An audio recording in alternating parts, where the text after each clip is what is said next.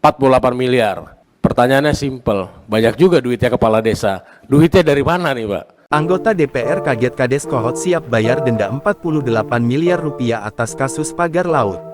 Anggota Komisi 4 DPR RI dari fraksi Partai Nasdem, Rajiv bertanya-tanya soal harta kekayaan Kepala Desa Kohot Arsin bin Asib. Diketahui Arsin menjadi tersangka kasus dugaan pemalsuan dokumen permohonan hak atas tanah terkait pagar laut di Tangerang. Berdasarkan keterangan Menteri Kelautan dan Perikanan, Sakti Wahyu Trenggono, Arsin siap membayar denda sebesar 48 miliar rupiah.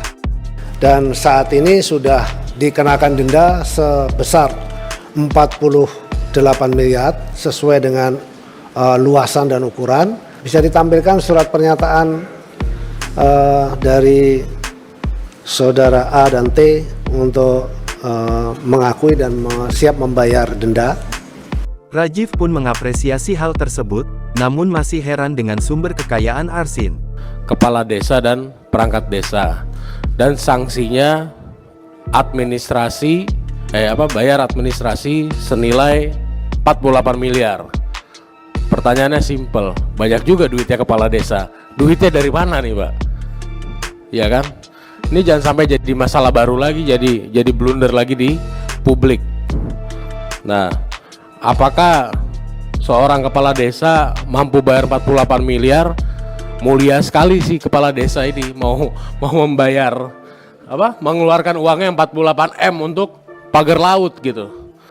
Pertanyaannya simple, banyak juga duitnya kepala desa. Duitnya dari mana nih, Pak?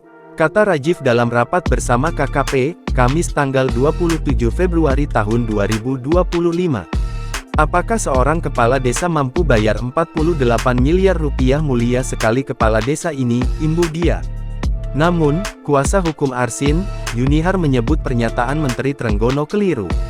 Tanggapan kami bahwa pernyataan Menteri KKP itu ngaco, kata Yunihar, dikutip dari kompas.com pada Sabtu tanggal 1 Maret tahun 2025. Download Tribun X sekarang, menghadirkan lokal menjadi Indonesia.